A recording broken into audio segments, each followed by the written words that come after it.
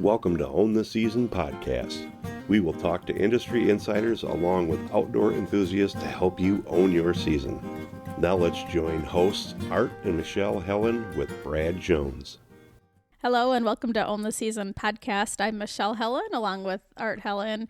And today we have a guest with us and we have our good friend George Winslow. Hey, George. Hey, Art. Hey, Michelle. How are you guys? Good. How you doing? We're doing good. We're busy, man. It's that time of the year. You're always busy, G. Everybody wants to go hunting. Yeah. Well, we went hunting with you. Oh, yeah. Right? I mean, that was fun. I didn't get to come back down again. Like Art did. You know, he was just down there last month, but it's been a while since I've seen you.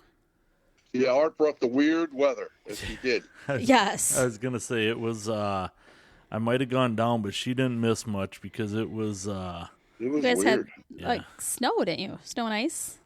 A lot of snow and ice. Yeah. 25 years, I've never seen that there. Yeah, for Never. Southern Illinois. Yeah, for Southern Yeah. Illinois, for those of you listening, like that's where we were at. And Yep.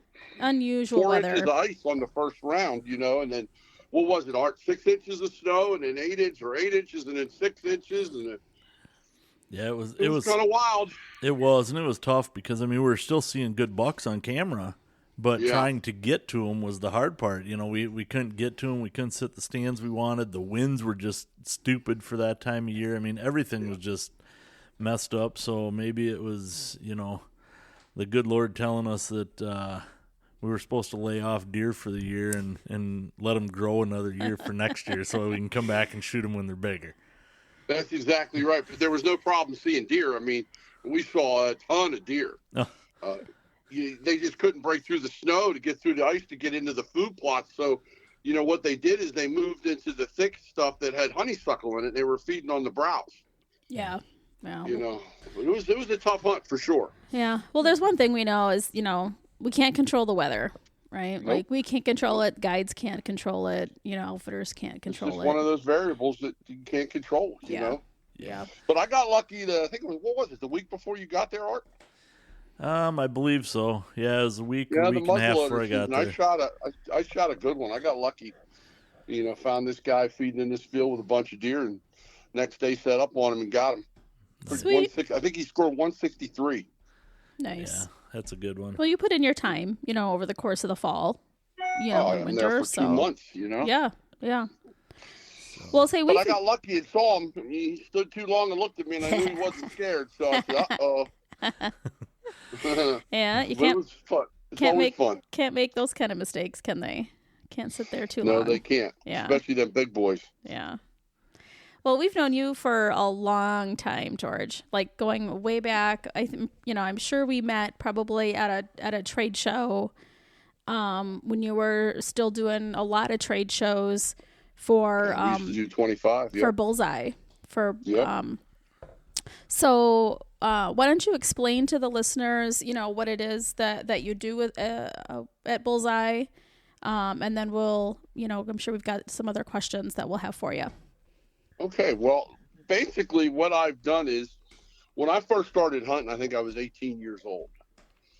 And I went for elk 4 or 5 times, and it was never what the outfitters said it was going to be. So in experiencing that, I just figured, hey, you know what? There's got to be a better way to do it. And so we just started, when we would hunt with an outfitter and it would turn out to be good, we would start talking to our 2 different guys and bring them with us. And it wound up going from 1 outfitter to 5 outfitters to 25 outfitters. And lo and behold, the business starts, you know. And so what we do is we introduce good hunting clients to good, solid outfitters. And the main thing that we do that's different from most other operations like this is we pre-qualify all of our outfitters. We try and go hunt with every single one of them, or have had one of our clients hunt with them. So like you just said about the weather, we control the variables we can control. And from there, it's the luck of the hunt. You know what I'm saying? Right. There's So a lot it's just grown into I think we've been in business now 38 years. We've got over 150 outfitters worldwide.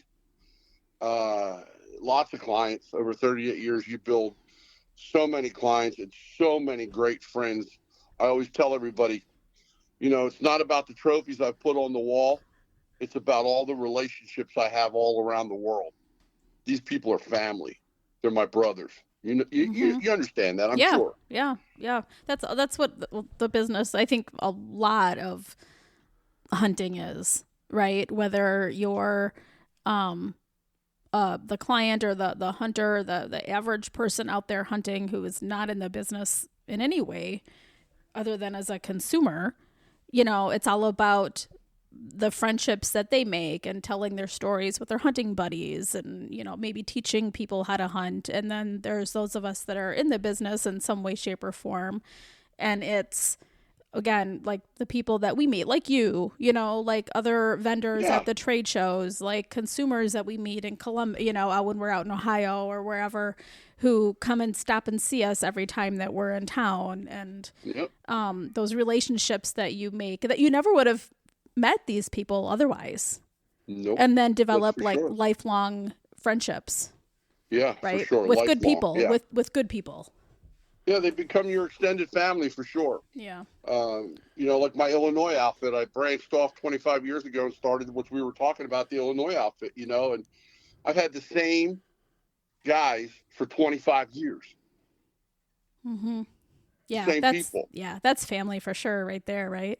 Yeah. And you bring in a few new ones every year, but you know how it is when you're hunting a bunch of small farms and, you know, and like we were talking about, the weather gets crazy and the deer stop moving. Everybody experiences it. I mean, what's everybody talking about now? They're talking about what happened to the rut, what happened to the elk rut, what happened to the deer rut. You know, who knows the answer to that? Right. Mm-hmm. Mm-hmm. You know, it's like they're just the big bucks to me. What they're doing is staying in the thickets. Yeah. You know, it's like the elk. The elk aren't doing what they normally used to do. I've heard from my outfitters all over the country. But you know what's funny about that? When they're not moving in Illinois, they're not moving in Wisconsin, they're not moving in Iowa, they're not moving in Alberta, they're not moving in Ohio or Pennsylvania. Yeah. Isn't that weird? But when they're moving everywhere. Yeah, it's usually, it's not unique. It's usually not an isolated thing, you know, for sure. But that's something that really, that's one of those things that we need to figure out yet. Well, when they're not moving. I don't think we'll ever figure it out, G. I mean, yeah, I know. You're probably right. You sit there and we're going to beat our... We can all guess. Yeah, we can guess. We're going to beat our heads against the wall because, I mean, you look at it and you look at the years of experience that the hunters that you book, you know, a lot of them that are year after year, some of us like, you know, Michelle and I that are, you know, in the woods constantly doing the TV show or scouting or whatever we're doing for you traveling the country, you know, checking outfitters, hunting, doing all this. And we still haven't figured it out with all the years that we have. You know, there's books out there, there's things. And yes, we all have our opinions on what's happening and that we've documented over the years and things that have worked for us. But truly the only one that knows is that deer itself. You know, they know what's going on at certain times. And, you know, how have things changed over the years, you know, and have we really kept up with it? You know, everybody talks about moon phases and they talk about, well, you know, you sit back and you look at things and they say, you know, the Earth's rotation has changed by so many degrees or whatever, and because of that, that's why the snow belt is now changing in the middle of the states are getting more snow, and you know the weather's goofy. And then the next person says no, it's because of, you know, global warming, and because so I mean there's all kinds of different things. And if that's the truth, that, you know, the Earth's rotation has shifted its axis a little bit, well, then how does that affect deer? Because the rut changes from Florida to Wisconsin. So how is that rut now changing? Is it really, you know, affecting that now the rut is earlier in Wisconsin, or is it later in Wisconsin? What is truly, is it a trickle rut? You know, nobody, I think, like I said, we all have our opinions and document all this stuff. So because we are out there the most and see it the most to help other people plan vacations and do things, but we're still only speculating and getting those days closer than what might really be happening out there. I agree. But you know what? Trying to figure them out from year to year. And then when you think you got them, but you don't, and then all of a sudden you do, there's nothing that beats the actual hunt. Yeah. The kill is a bonus. Yeah. But I enjoy the hunt, and it doesn't matter what I'm hunting. I just enjoy the hunt. And if you put your time in, what I always tell the guys down there, you got to put your butt in the chair. You got to hunt wind right. And that's what you got to do. You got to do the best you can to keep your clothes and your scent free, but you got to hunt wind right. Mm-hmm. You know, and you got to know your weapon. So many guys come down there. I make them shoot before they go out. They can't hit a target at 30 yards. I'm like, what are you doing here? Well, yeah, they're going to blow an opportunity. Yeah. Right? Yeah. Crossbows are blowing up because they haven't had it serviced before they came down. I'm like, guys. Oh, or they shoot 6 inches low because their string is stretched. Exactly and right. They're not sighting them in. They think it's a give me. You know, they think all I gotta do is put the crosshairs on it. You know, easy peasy, right? And they all think, everybody thinks that they got like a 70-yard weapon, too. But what I always tried to do, like when I've done a lot of hunts. I used to do 12 a year, checking out outfitters and hunting, and I really do love my job. I mean, it's a job that I created. My two passions are my family and my outdoor lifestyle, and I just love it. But I've always tried to make sure that when I came from preparation mode into hunt mode, you get into bear camp, for instance. The guys are all standing out there shooting arrows, $1 a shot, so you can closer to the bullseye. And I'm like, guys, George, come shoot with us. I mean, I'm going to shoot one shot, boys. If it's in the bull, I'm done. Mm-hmm. Because exactly what you said, Michelle, the more you shoot, the string stretch, this happens, something rattles loose. And then when you get the shot at that trophy, you blow it. Yeah.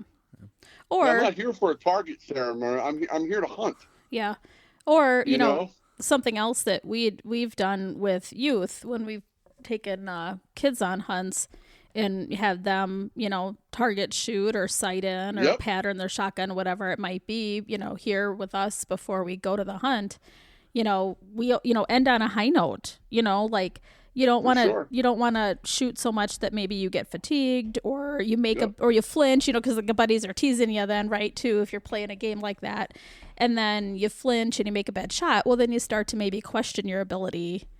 That's and right. You don't trust yourself either. Yeah, and like you, I take a lot of youth. I take some youth every year for deer. I take youth for turkey every year. You got to extend that hand and bring people into the thing that we love, Mm-hmm. And if I could put these kids and put them in a stand and they'll see 100 deer in a week, guess what? They're hooked. Yeah. They're going to love it. It's got to be fun. And I provide the guns. So I get all my guys, take them to the range and make them shoot until they're in that bullseye at 100 yards. Yep. Teach them good shooting techniques, whether we're using a crossbow or a bow or a gun. You got to be confident in that weapon, and I really agree with that. I really do. And you also have to check your equipment. I mean, look at this year for myself. I mean, I was guilty of that this year. Which was so strange because usually you're like anal about that. I'm usually anal about everything. Like we're always shooting when we get there. And so this year it happened to me. I was down there and we were, I was out, sitting and opted to take a doe one night and she walked out and I'm like, this is a chip shot for me. And I let the arrow fly and I shot underneath her, and I was like, what is going on here? Because this is just, That's not a normal art. Yeah, thing. Not normal for me. So I was like, what the heck? So I went back to the range, right away in the morning. So I'm not hunting tomorrow. I got to figure out what's going on.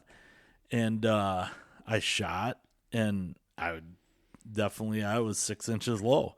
And I went back at 20 yards, at 30 yards, I was almost, 8-9 inches low. And I was like, what is going on here? And I was looking, my sights were tight, the pins were still there, everything. And then I noticed, and so when I was taking my bow out of my case, I was in a hurry that night, and my peep sight must have caught. And my peep sight had slid, even though it was tied in, I had caught it tight enough, and I remembered kind of tugging on my bow, like, what am I caught on? and I thought it was, my quiver or something, and it wasn't. It was my peep sight was caught on something, and it pulled that peep sight about an inch down. So I had to readjust everything, got back on, and then I went out and ended up, shooting a doe then the next night and put a good shot on her. So, you got to be checking that stuff every day. But oh, you definitely do. But you know what else in the whole thing? I'd rather be lucky than good. It always takes a lot of luck. Always. There's all those things that we were talking about that we can't control, right? And it's still a wild animal that, doesn't know the script, right? Yep. So a lot of luck. Well, let's kind of jump back here just a little bit, because you're talking about, the hunts that you do, and and you and I have had this conversation. I remember, I used to be able to go on an elk hunt. You'd look at an elk hunt, and man, you were thinking, "Ooh, geez, $3,000-$4,000 is dang. This now is 25. Yeah, this is expensive." Now you're talking $20,000, $25,000 for really good elk hunts. Yep. So I guess explain to us, or not really explain to us, what hunts are still available for that person with that lower budget, and then we can kind of get into some of the other, higher end stuff that's out there. But if somebody's really looking and wants to go with an outfitter, what's out there for them? Well, I mean, for the working man, and that's what 90% of our clients are. They're working men. They're working men and women that get up in the morning, go to work, come home at night, kiss their kids, cook them dinner, kiss their kids goodnight, get up the next morning and do the same thing. And then they try to slide a little money aside for their passion, which is the outdoors and hunting and fishing, And I think what's happened to the industry in a nutshell, it's basically down to supply and demand, okay? And I don't want to say I don't want to get caught in something saying it's a bad thing, but I think that the Grand Slam Club started, and life is always, for most people, it's about keeping up with the Joneses. You know that. Mm-hmm. Your neighbor buys a new truck. Well, guess what? Now you got a new truck. It just the circle just keeps going round and round. But when you have a certain amount of tags, and you have these wealthy people that are willing to pay enormous amounts of money for these hunts, and then on top of that, let's throw in the COVID pandemic. So now your outfitters in Canada, New Zealand, and Africa, no one could travel anywhere. So these outfitters have allocated tags that they're now not selling for 3 years? Mm-hmm. Yeah. So a lot of the outfitters went out of business, and you know this. Yeah.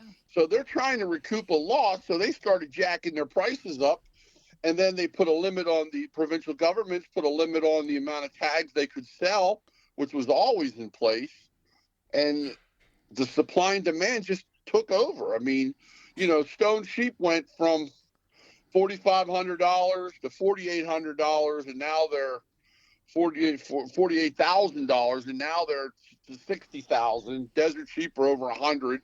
I mean, moose, you used to go to Alaska and shoot a moose for $7,500, $8,500. Now it's $34,000, $28,000. Brown bear, $40,000, $44,000. Antelope even $4,500, $5,500. Elk, I mean, you know the drill. The caribou, one caribou, $19,000.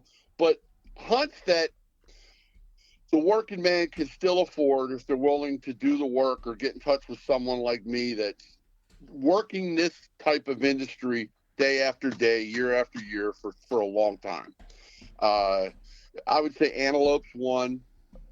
You might be able to pull an antelope mule deer combo, but the mule deer are going to be 150, 160. You're not going to get into that 180 echelon. Whitetails are still a good one.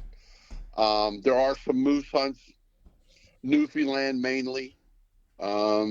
Outfitters that mostly don't do trade shows or have no way to advertise. You can usually find a pretty good and fair hunt with them. There is some elk. You really got to look, and watch what I call the game trails or goat trail hunts, where you know what I'm talking about. You're going to spend $3,500 to pack up into a wilderness where 10 other guys were just in there the week before. And you know that elk, if they're pushed, they get wind of anybody, they're gone. You know what I'm saying? Yeah. So They go deeper and deeper.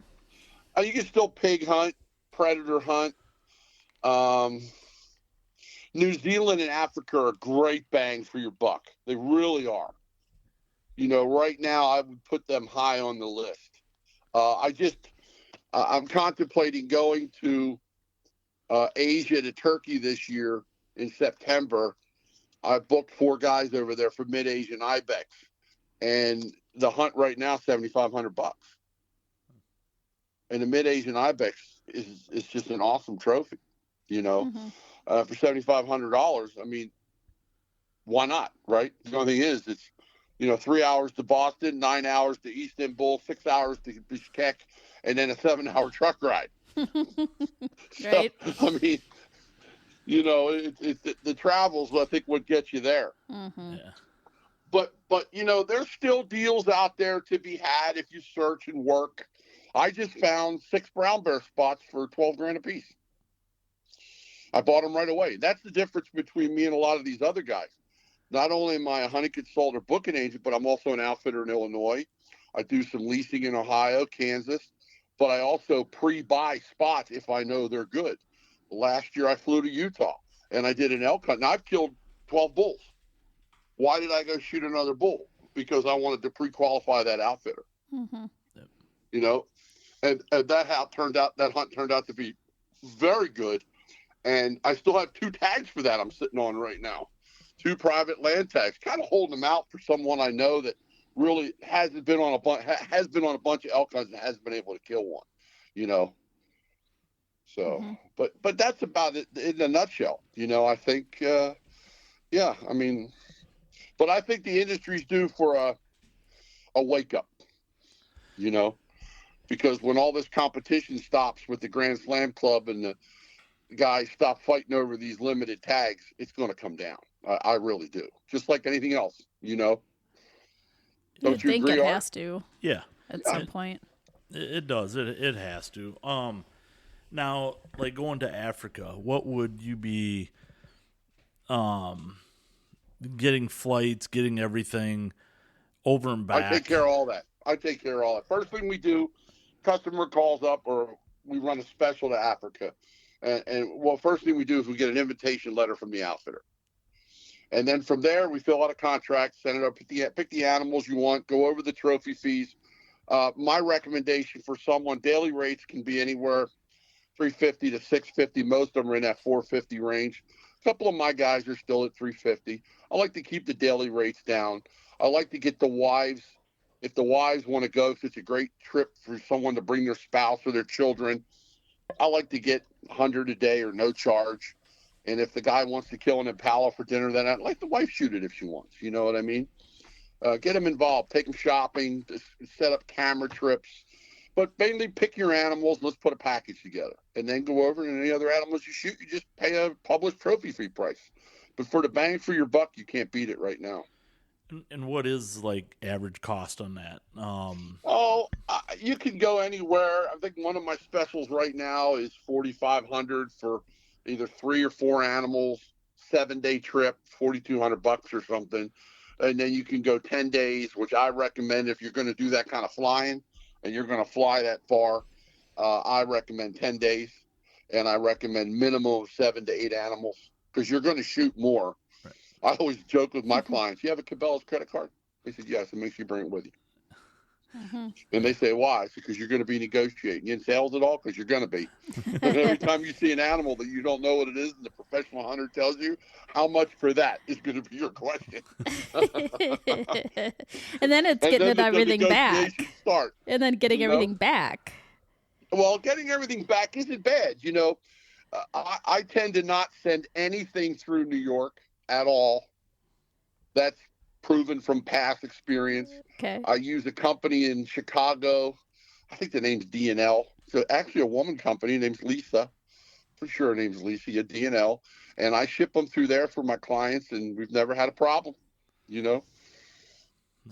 You never had a problem Nice. from up there. So, but No, yeah, but it's bring not it back. cheap to get them back either. Well, it could be anywhere from, depending on what you shoot, $1,300 to $3,000. You got Okay. dipping and shipping. Yep. It's not bad, really. You just one thing that is the downfall: the meat is very good, and you can't bring any of it back. You have to Sure. eat. You eat it for dinner and lunches while you're there, which is great, but you can't bring it back. You can only send your hides and horns. So, So what you're saying is for $10,000-$12,000 a person, you could go over and shoot. you shoot the place up. You Yeah. could shoot, and that's including airfare and Yep. getting your animals home. You could probably shoot 6-7 animals for that kind of money. Oh, for sure. So, yeah. Now, what about you talked about New Zealand, some of these others. What are you looking at when you're going to New Zealand? Are you looking at stag? Are you looking at what kind of animals? It all depends. Like, if I was going to go to New Zealand, I would. Now, my choice would be. My partner went 3 times. I haven't been over there yet because I wanted to do a lot of the high mountain stuff while I was younger. And now that I'm in my 60s, New Zealand is looking real good to me. But yeah, I would go first off to shoot a red stag. And if you think about this, a bronze to silver medal red stag is $340 to $390. Maybe $400 you can squeeze into silver. That's negotiating, Yeah. But then I would definitely shoot a tar. The chamois, for me, doesn't do anything for me. But they have these Sika deer that are as big as elk. And I like to shoot one of them. Most people go for a stag, chamois, and a tar. They call it the triple trophy of New Zealand. And you could do that package. You used to be able to do that package probably for 13 to 15. Now it's probably more like 16 to 20. Okay. For all 3. But that's everything. But you got to remember, New Zealand, too, and Africa, that's all your beverages, your alcohol. The food is not like beans and sausage. It's like filet mignon, lobster, steak. It's first class. Right. Wine with each meal. It's a good time. Nice. Yeah. One big point for Africa, what I always tell people to do is take one of them travel trunks? Yeah. You fill that sucker full of bubble wrap and send it over there. Oh, empty. Send it over. Yeah. Almost empty. Yep. Send it over there. And then go shopping with your outfitter. And if you get a good outfitter, which my guys are, they'll take you shopping. You can buy hand-carved Tudu horns or Cape Buffalo horns or different things that over here would cost $3,500, $4,500. You can pick them up there for $20 US. Mm-hmm. So you just wrap that all bubble wrap, pack that trunk full of anything you can get if you want to really decorate your trophy room. Mm-hmm. That's a big deal. And then another thing is make sure you get trip insurance on every big game hunt you book. Okay. That way, if something happens, you're covered. You're protected a bit. Yeah, that's good advice. Yeah. So trip insurance is the way to go. You mentioned that you pre-qualify all of your outfitters. Mm-hmm. What else should a prospective client hunter look for in a booking agent when deciding who to go with or what to do? Well, yeah. Well, what I always tried to do in qualifying an outfitter or even qualifying an agent like myself, what you'd want to do is look at the turnover in their employees. Now, myself, I don't have a lot of employees, okay? So that doesn't really affect me. But talk to my clients. Look next to their name. Look how many different animals they've hunted with me. When they think hunting, they call Big G. Mm-hmm. Unless they're referred by one of their friends to go somewhere with a friend, they call me. And the same with outfitters. What I always used to do, my main object when I would qualify an outfitter, I would ask how many guides he has in staff and how long has each guide been with you. Mm-hmm. And if an outfitter had a high turnover of guides, I would stay away from them. Because it's kind of like in business, you know. If a guy's good to his employees and he's got good employees, he's going to take care of them, right? Mm-hmm. And they're going to work with him, and they're going to stay with him. If an outfitter is really not on the top level of his game, he's going to lose guys and always have a changeover of guys. Eventually get to the point where guys won't work for him. Mm-hmm. You know, and then you also look for hunter references and different things like that, you know. Mm-hmm. But yeah, that was a big thing for me was the guides. How many guides you have worked for and how long they've been with you? What's your longest working guide, you know? And then you go hunting with them. Mm-hmm. And that's what gives you your decision whether you're going to work with them or not. And I work for a minimal commission. I mean, I make money doing what I do, but my price doesn't change from the outfitter's price. So if the outfitter's charging $3,500, I charge $3,500. He pays me a commission, usually 10 to 15%. Okay. And I have no bones telling people that. You know what I mean? You work, right? You go to work every day. You make money, right? Right. Well, that's how I make my money. Mm-hmm.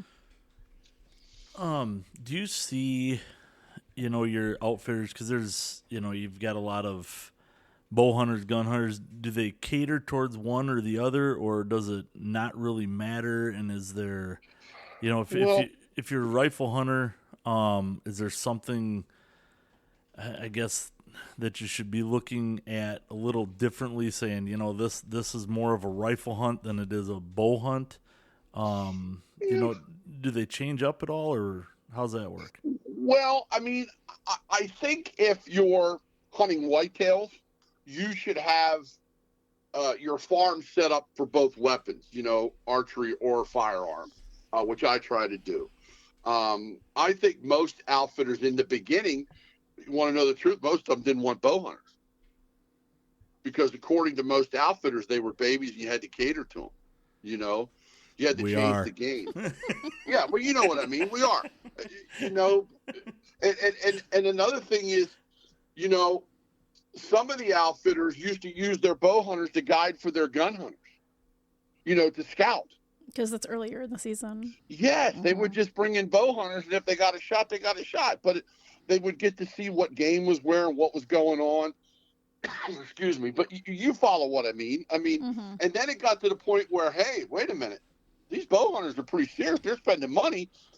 And outfitters, you know, I think the main thing if you're a bow hunter or a rifle is you need an experienced bow hunter as a guide. Don't you, Art and Michelle? Don't you agree with that? Yes. Oh, yeah. Yes. 100%. I mean, I think that's the main thing the outfitter has to say in his mind's eye. Hey, you know what? I got bow hunters coming. We have a bow season now. And one thing about bow hunters, if you put them on a good hunt, and they can financially afford it, they're coming back. Yeah.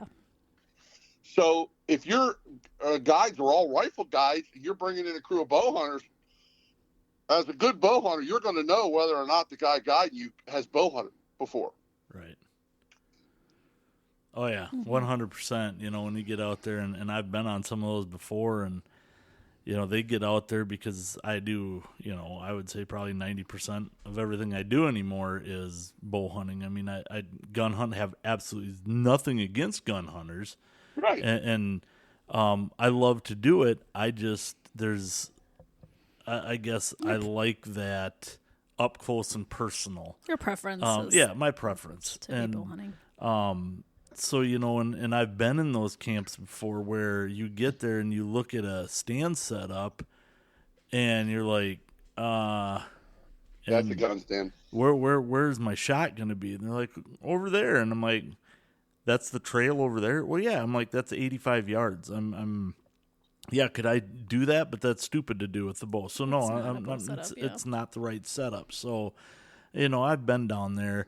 And that's the difference. And it's not that they're dumb, and it's not that they're incompetent. It's because I've met some guys that are gun guides that are some of the best guides I've ever seen in my life. But it's just they're not familiar with that weapon. And so they are looking at setting that stuff up for what they are familiar with. Exactly. So exactly. Yeah, I think being well-rounded, and to me, my personal view on hunting, I'm going to go to our friends Ralph and Vicky on that because it's a personal choice. Yeah. You know, I'm the problem. What the good part of that is, it's a personal choice. But to me, as long as there's a legal season, I'm hunting. Right. I mean, Mm-hmm. I don't care if it's muzzleloader, rifle, archery, crossbow. I don't care. I'm going hunting. I'll use the legal weapon that's allowed, but I don't want to miss out on the hunt. And like in Illinois, for instance, you know, your tag's good for the entire bow season. And you can use a crossbow, compound, or longbow. You know what I'm saying? Yep. Gun season, you're limited, you know, to straight wall bullets or shotguns or muzzleloaders. But still, if you do your homework, your diligence, you can shoot quite a long ways, you know. But I think it's a choice. But I think what hunters need to do is not bicker between us. What weapon you're using, what weapon's efficient, what weapon's this. You need to stand together, you know, as hunters. And that's where the antis and the people against this great, I'm not going to call, I think it's, would you call it a sport? Or to me, it's a passion. It's a lifestyle. I mean, I think we need to stand together because over the years, guys walk up to my booth. Well, I only hunt with my recurve. I don't. And I used to say to them, well, you miss a lot of hunting then. Yeah. You know. Mm-hmm. But it is personal choice. Mm-hmm. You know. It is, and you're 100% correct. You know, I don't care what it is, as long as it's legal. Quit belittling people and quit, you know, well, I'm better than you because I only do this, or I only. No, it's that again is your choice or your preference. That's right. To what you want to right. do, and like you said, you're missing out on a lot of hunting. That's it, man. You know, because there's rifle seasons at certain times that you can still be out there enjoying the outdoors, you know, with a gun or a crossbow or whatever, as long as it's legal in your state and it's in season. Hey man, go out and enjoy the outdoors and have fun with it. I mean, I taught my kids the hunt is the hunt. The kill is the kill, and the kill's a bonus. You know, hunting's what makes this fun. You trying to figure out that animal you're after and do the best you can to get as close as you can. And then you run into this thing, Art, where bow hunters who gun hunt, like, okay, for instance, you know, that caliber 350 Legend comes out, right? Straight wall bullet. Everybody's just barking about it on everything, social media, all over the place. So we put the kids, because they hardly kick at all. We're using them for the youth. And last year, for instance, we had 4 youth shoot the same day, all with 350 Legends. We recovered one deer. Because the guys I got taking the kids out are telling them, shoot them behind the front leg in the lungs. Lung shoot them. Well, that bullet's so dang small, you know what I'm talking about. Yep. It just punches through, and you don't hardly have a blood trail. Mm-hmm. So we did a test in late season. Dave King, and you were there. Well, you had to leave, and Dave and I took the 350 Legends out, and we did a doe management.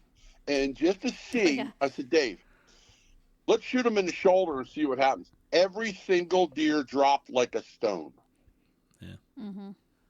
You know, and we shot some big does. So, I mean, you know,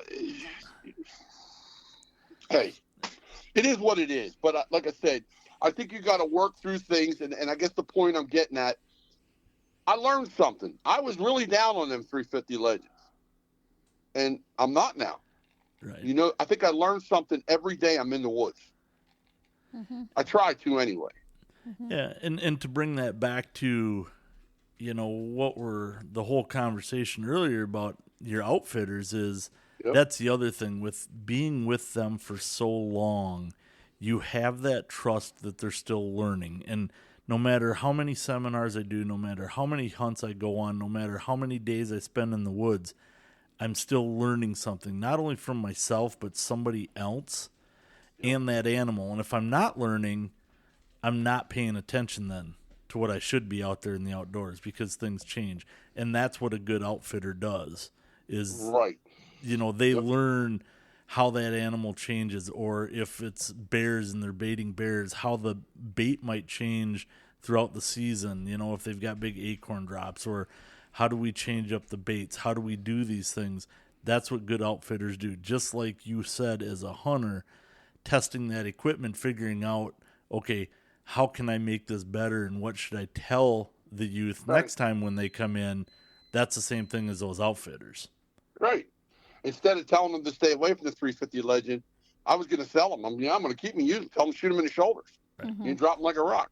You know, and the thing is too, like when hunters would come into me, like for instance, my son George last year was hunting the farm that you were hunting up in Walpole, and he was hunting a buck, Nicky 6, and he hunted that buck for 16 days straight. And then the buck came in with a doe, and he finally got a shot, and he shot under it. And when I walked in the house that day, he was sitting on the couch. He looked like someone had stolen his candy bar or stomped on his cornflakes or whatever. He was just depressed. And I said, "What's going on?" He said, "I missed Nicky 6. He was 30 yards, and I shot him for 20, and I shot under him." I said, "Okay, well, what did we learn today?" That's exactly what I said to him. And I say that to 50-year-old men. What did we learn today? And I said, we learned that instead of sitting there looking at your phone and watching a stupid video or doing this, you should have your rangefinder out, and you should be ranging everywhere you have a shot so that you know, without pulling that rangefinder up when that deer comes out, exactly where that shot is and what the distance is. And the next day he went in there and he did. I told him to do something before he got up there. I got his momentum back up and I said, "Now, come on, get some lunch, get back out there." "Oh, I don't know." I said, No, get your lunch. Let's go. Come on, get up. Come on. I said, "You learned something. And let me run this by you." I said, "Did he see you?" "No." "Did he smell you?" "No." "Was he with a doe?" "Yeah, it's the rut, right?" He don't even know you were there. He's going to come. That doe's going to bring that buck back through there. I said, make sure you get in a little early this afternoon, have some lunch, get back up there, cut a hole into that field behind you, just a little shooting hole. Make sure it's there so you can shoot the edge of that field, because at night they usually come out into the field and chase does around the field. And he went up there and didn't get him that night, but the next morning he went up, saw him again, crossed the field, didn't get a shot. That night the buck walked up that little edge and he drilled him. Yep. I mean, Art, that's a 140-inch 6-point. Yeah. That's crazy 6. I mean, that's... Yeah, I remember that deer. You remember that deer, Nicky 6. But what did we learn? That's the key. Right. And you know what, Art? These guys, they come in and they get all pissed off. "I didn't get a shot. I didn't get this." I even say that to them. Well, let me ask you something. What did we learn, and when did the fun stop for you? Because every day I get in a stand, I'm praying that 200 steps out in front of me. I know he's there. So yeah, you just never know. Not having the fun that I'm having. Yeah, you just never know. And it only takes a minute to change a whole season. Oh my gosh, you could be. Hey, look, it happens every year. The worst or least experienced hunter in the world shoots the Boone and Crockett deer. Right. I mean, it's just. But to not go out there and have fun and put so much pressure on yourself to make a kill that you're not having fun. What are we doing? Right. What are we learning? And when did fun stop for you? Well, that's my question. That's a great question. I love it. I do. I like that. But you know what I learned, George, after being in a tree for like 70 days straight, haven't killed anything, and then other than the sore butt. You know what I learned? I learned that Art becomes a big whiner and like a 3-year-old. and he's all of a sudden, everything is against poor Art, and he's until I get home and Michelle's like, "I don't want to hear it. Just shut up." And poor me, and I'm like, the pity party. It's like, stop with your pity party. And so it's just shut up. So that's what I learn every year at about day 70 in a tree is, he's got me to remind him. I'm a big baby still at 3 years old. So I'm probably the biggest baby going, Art. So I mean, but yeah, I mean, when it's not fun for me no more, I'm going to hang it up. And just when I think it's becoming not fun, something happens to make it fun. I have so many guys come into camp, "Boy, we're just not seeing the big bucks this year." And I'll say to them, I say, "Well, I guess they're all dead. Maybe they shot them all. They got hit by cars, or they There's so much against them. Blue tongue, CWD. Maybe they're all just dead. Yeah. And I look at the pictures on the camera. So we got this buck here. The first day we put the cameras out, we call him the split G2 buck, but there's probably 1,000 split G2 bucks. But oh wait, look, this hunter got a picture of him. No, that was September. We got that picture. This is December, and we finally got another picture of him, and a hunter took it. Yeah. So let me ask you a question. If they're all dead, where's he been all this time? Mm-hmm. My answer to that is he never left the thicket. Yeah. Right.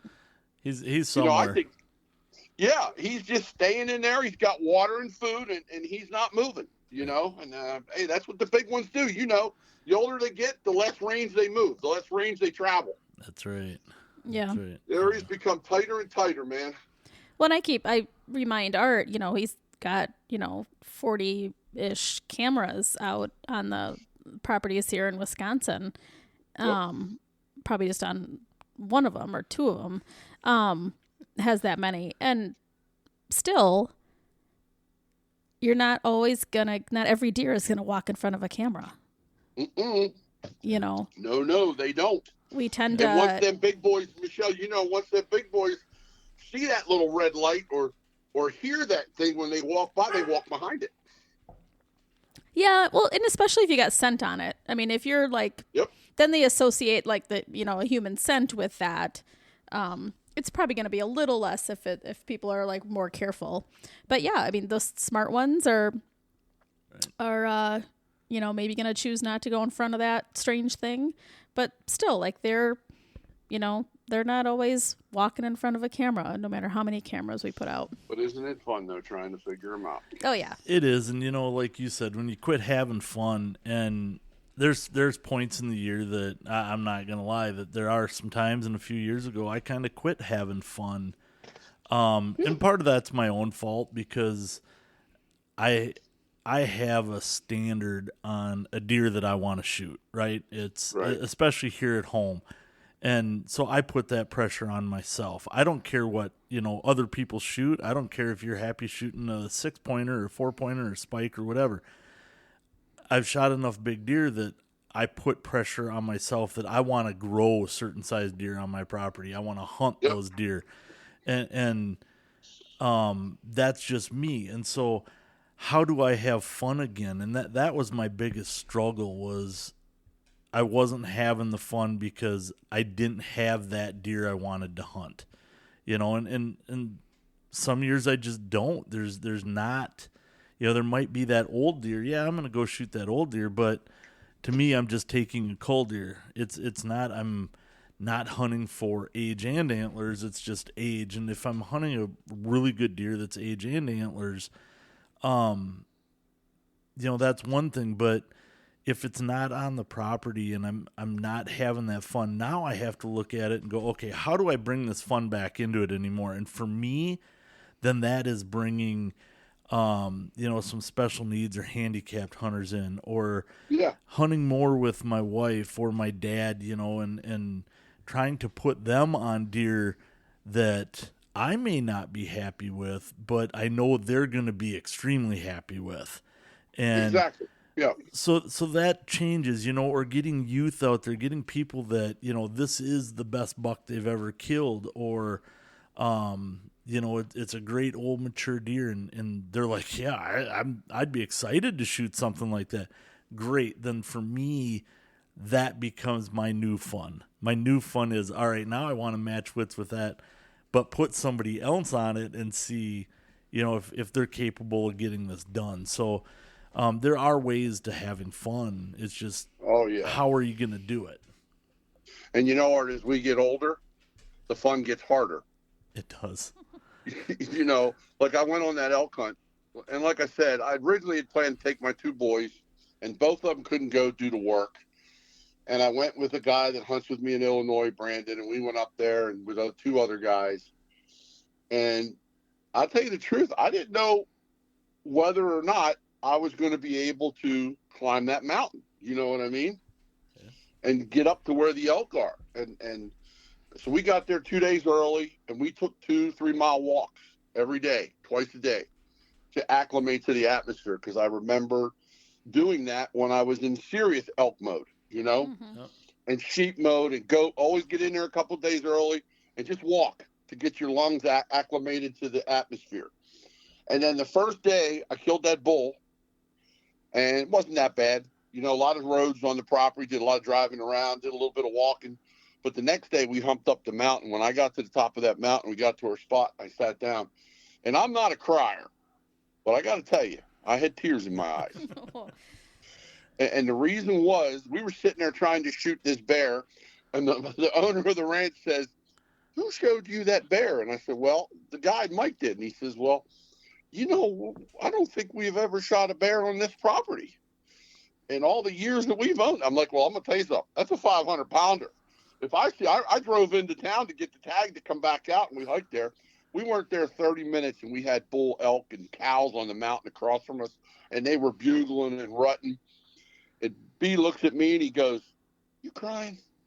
I said, "Brandon, I got to tell you, between the hernia surgeries and my body hurt so bad, I never thought I'd ever experience this again." Mm-hmm. And for guys like us, buddy, it's in our soul. Mm-hmm. You get up there and you sit in that glory. And to me, anybody that says there's no God, you're crazy. I mean, because I got a picture of the sun setting up there and us sitting there, and it was an experience. Mm-hmm. You really, I love it so much. And not just the hunting part of it or things, just being in the outdoors and being up there. And that's why, oh, there's a dog. Yeah, that's our dog. There must be somebody at the door. Yeah. I'll go check. No. That's all right. Next door. But anyway, it's just like, what I'm trying to say. Yeah. It's like, it's all part of it, man. I don't know how to put it in better words than that, but I mean, you got to feel it. It's got to be part of you. It's got to be in you. You got to live it. Right. And that's it. Yeah. And that's why when the guys work so hard for their money and they beat their bodies up and they want to spend some of that money and take it away from their families, that's what I love the most. Yeah. Is putting them on a good trip with a good outfitter so that I know. And of course, there's always variables that could screw it up, and Murphy's Law always jumps in. But if I could just put a smile on their face and make them feel that one time, I've done my job. Right. And that's it. You look at that and, like you said, as we get older, I've had my health issues and still having a few health issues here and there. And then after, the accident and breaking my back and everything, and for a guy who used to elk hunt every year and been on, mountain goat hunts and different hunts, climbing stuff that most people are probably never going to see or going to do. And, now I look at it and go, man, I'd like to just do that one more time. And is it possible? I don't know. I keep trying and hoping every year that, something will change and I'll feel better and the back will get better and stuff. And, yep. And you just keep working at it. And so I keep, and that's, you and I have had the conversation. I'm like, yeah, I really want to try to get on, a moose hunt in Newfoundland. It's like, well, yeah, I know it's going to be tough and I'm going to have to suck it up for whatever. But it's something that if things don't change in the health department for me, it's something that I may not be doing in 5 years, not even considering it. And so I'm trying to say, hey, man, I want to get this stuff done now. And because I love whitetails, don't get me wrong. I enjoy it. I enjoy turkey hunting. I'd like to go shoot a good mule deer. But again, and there are some mule deer hunts, there are some elk hunts, some hunts like that are a lot easier that can be done, sitting wallows or sitting food sources, different things. But again, how much can you afford and how much can I afford? And I know that, right now I'm not financially sitting in that position that, I'm going to go book a $35,000 moose hunt. That's why I'm looking at something like Newfoundland. And that's why, like those grizzly hunts you talked about at that price. It's something that, okay, it might not be in the realm, but is it something that you look at because you may never get that again? Right. You know, and physically, is that a hunt that I am able to do right now? That's where I'm at is, and as people get older, is you may be able to afford a little more here and there, but are you physically able to do it anymore? And that's what we have to take into consideration is, all right, can I do this or can't I? Well, sometimes it's mind over matter is what they've said, you know, and I think if you take your time, you can do whatever I've always been one of those people that think what the mind can conceive, the body can achieve. Right. You know, you just have to push it, you know, within reason, you know, so. Yeah. And, you know, I used to believe this quote that, you know, our college football coach always told us. And when I was in martial arts, they would always, you know, my coach had the same thing. So it was a saying back then, you know, is they would look at you and say, remember, pain is temporary, pride is forever. And I would look at that and go, okay, you're right. You know what? Climbing up this mountain, if I can get up there and we can shoot a mountain goat, or if I can, you know, get to the top and we can kill an elk or do certain things, whatever. All right. Yeah. It's worth it to go through all this pain. Now I'm looking at it with all the broken bones and all the. It's a different. Back then, you were like, well, as a kid in college, you're like, I don't have much pain, you know. Yeah, like it's like whatever. Now I'm like, okay, coach, I know you're passed away and you were a phenomenal coach, but the one thing that I'd really like if you were still alive that I would tell you, you're lying. Pain is not temporary. Pain is just right. Pain is just like pride. It does last forever. You know, so and that's one thing you gotta, you know, so these are all things to consider when you're booking a hunt too is, all right, is it as I get older, I start looking at some of these other ones, but as I'm younger, if I'm financially able to, or is there a way to pay for that because I'm physically able now, there are things that you also have to take into consideration, I think, when you're looking at booking hunts. For sure. I mean, you know, today it's more finance than anything today for people because of the cost and stuff. And that's a fact. You know, it's financially, can I afford it? But then the next thing is, for us guys that are over 50, 60 years old, we don't live in a gym. We don't always, you know, we're family guys. We're hard workers, you know. I mean, it's different. It's got to be something that we really love and that we really want to do, and you have to really work. But I recommend to people to, hey, do these smaller hunts every year, but on these big game hunts, you know, save your money 2 or 3 years, plan them. Mm-hmm. You know, I'm a big guy. If you fail to plan, you plan to fail. Right. You know what I'm saying? Yep. So for sure, I mean, I would say 2-3 years down the road, plan big hunts and do smaller ones every year just to get yourself out there. Do them with family. Like for me, it's all about hunting with my boys now. Mm-hmm. And my buddies, you know, my brothers. Yep. You're one of my brothers. We love hunting together. Yeah, we love coming down there. Around too. Yep. You know, it's a family thing for me. Right. It's all about that camaraderie. Yeah, it's something special. It for sure is. It is. So Art stepped away. Art stepped away. So is there anything else we need to cover, Michelle? Or I think we covered some good bases, I think we did too. I'll just wait.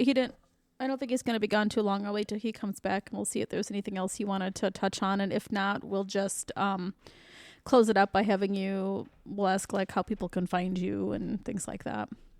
Art, is there anything else that you wanted to cover before we close? I don't think so, G. I had to step away and check on the dog here really quick, so I missed just a little bit of that. But no, I think you've pretty much covered. Yeah, we talked about think we some did fun good. stuff and How to find everything and who to look for or what to look Yeah. for. So yeah. I'll just close it up and we'll have him. We'll ask how people can find him at Bullseye. And okay, sound good? All right, you recording? We kept it running the whole time. Okay. Well, G, it's sure been nice talking to you. Especially since I haven't seen you in a while. It's always good to visit with you. Appreciate you having Always a joining pleasure. us. Yeah.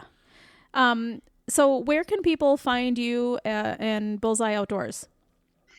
Well, main thing is most of my friends or brothers call me direct, 724-986-7206, right on my cell. You can email me at winshunt@aol.com. For Illinois information, I think it's bullseyehuntillinois.com. And then, www.bullseyeoutfitters.com. All right, there you go, everybody. Hook up with George Winslow at Bullseye Outfitters, and we hope you learn something to help you own the season. Thanks for listening. Check back weekly for new episodes.